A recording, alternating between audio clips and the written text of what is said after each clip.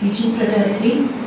Why? Because they dared to even think that somehow, in some ways, somewhere, we can inculcate the life skills among our students. When I'm saying this, I'm not doubting the capacities and the abilities of my fellow teachers. Rather, I'm trying to pinpoint the education system of India. And I'm saying this not by myself. I have a certain, you can say, data to quote, you can call it data, or you can call it some studies. Let us have a look. Few days back, I was going through the curriculum that CBSE has introduced for Plus 2 system 2015. It starts with a beautiful quote.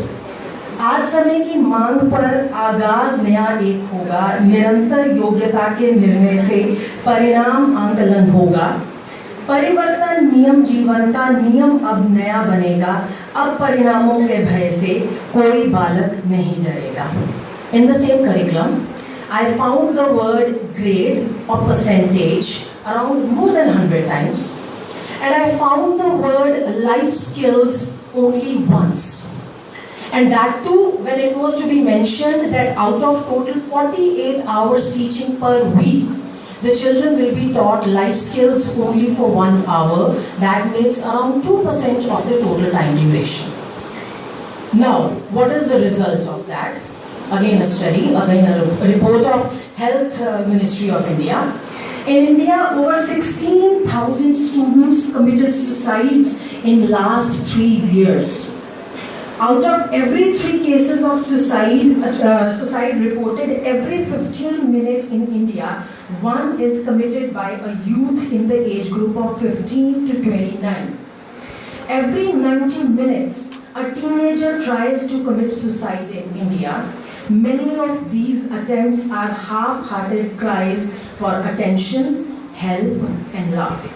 So where are we teaching them how to cope with emotions? How to cope with stress? Just 1 hour per week? Next report. Because of failure in examination, in 2009, 2,010 students committed suicide. In 2010, 2,479 students committed suicide. In 2011, 2,381 students committed suicide. And I don't know what is going to be the number next year when we read the same report. So, where is the life skill teaching? So, the credit goes to Education System of India. Now my student, one of my students who was preparing for this seminar itself, she came up with a list of certain life skills introduced by WHO, and they were promptly finding a place in the 9th grade book of a student. The life skills were self-awareness, empathy, critical thinking, creative thinking, decision making, blah blah blah blah. Honestly speaking, since then I have been trying to find out one instance when I, as a student, was given exposure to such life skills, and then when I, as a teacher, gave my students exposure to any such life skill. First life skill, self-awareness. It means knowing yourself. A study says that 65, I'm so sorry, I'm talking to the teachers and I'm going to criticize you. Out of every 100 teachers, 65 teachers join this profession out of pressure. They are teachers by chance, not by choice. So in a way, they have failed to understand their own personality. So such teachers who are teachers by chance, failed to understand their own personality, are not aware about themselves. What can we expect from them? How are they going to teach the students what self-awareness is about? Next, critical thinking, decision-making, problem-solving. It is developed in the children by giving them freedom to express their ideas, giving them freedom to act independently. We, the modern days Dronacharyas, we are too conservative for that. Dronacharya just asked for a thumb.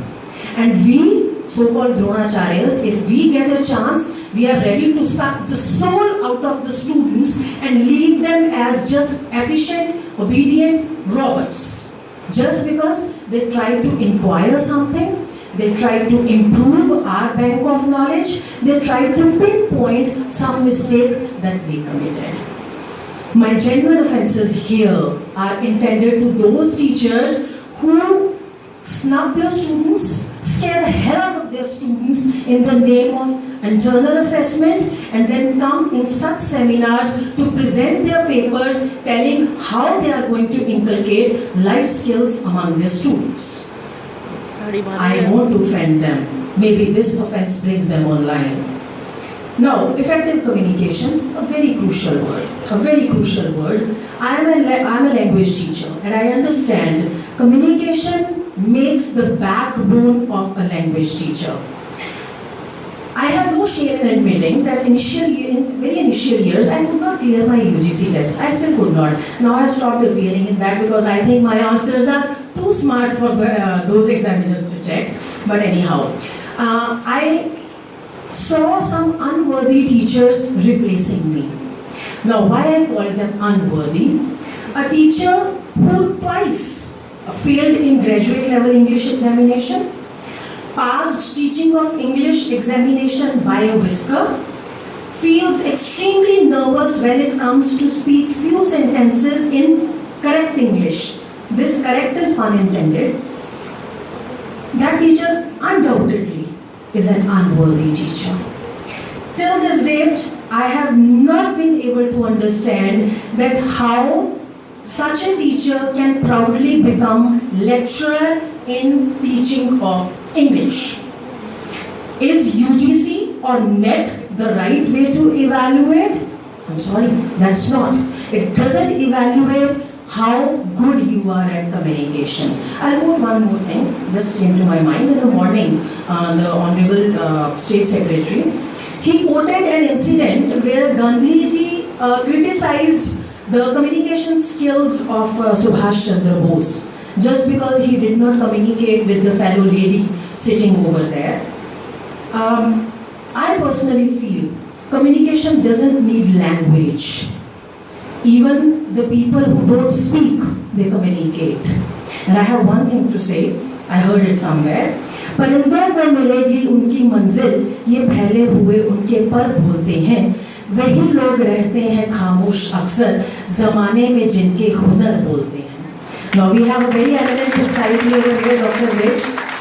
He doesn't speak much when he's off stage, but still his presence says it all. And you can see it from the commotion in the whole gathering.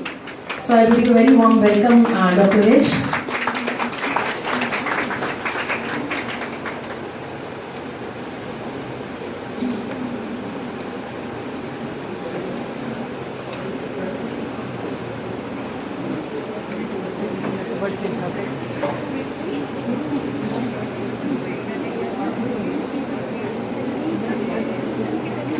It's my honor to be here when he's.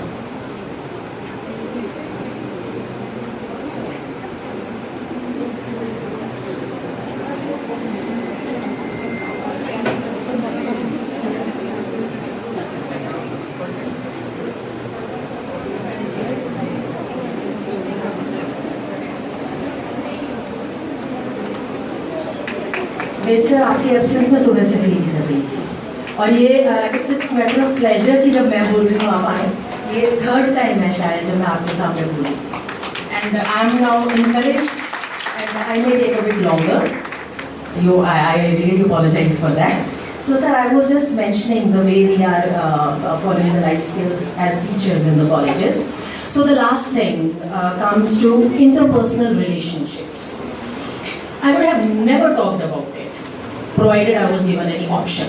But I did not have any, so I will have to speak on this. So everyone under this roof will agree to me that before we teach our students about the interpersonal skills, we need to learn it ourselves. Have you been to the staff room ever? I have been sitting in the staff room. We need to first stop pressurizing our students to win certain competition just to oust some rival college.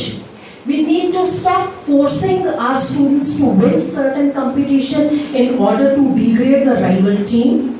We need to stop backbiting of our colleagues. We need to stop bitching about anybody's personal life. We need to stop criticizing anybody's success. I won't go beyond that, because if I do, I'll be kind of becoming Vibhishan of my community. So, I have taken a long time of yours, but this was the flood of thoughts I wanted to share with all of you, so that next time we meet in some gathering, we should understand that it's the root that is to be treated. And if the root is treated, we will be getting good fruits in the end. And I'll conclude by saying one quote. हो गई है पीर पर्वत सी पिघलनी चाहिए, इस हिमालय से कोई गंगा निकलनी चाहिए। आज ये दीवार पर्दों की तरह हिलने लगी, शर्त ये है कि अब बुनियाद बचनी चाहिए। हर सड़क से, हर गली से, हर गांव, हर कूचे से हाथ लहराते हुए ये बात चलनी चाहिए।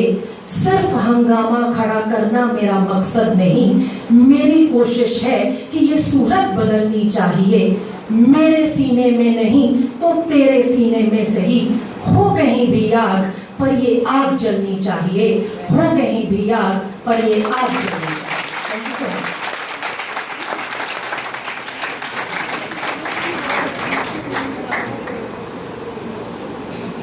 Our next delegate is Poonampreet Kaur from Seva Devi College of Education, Tarntaran.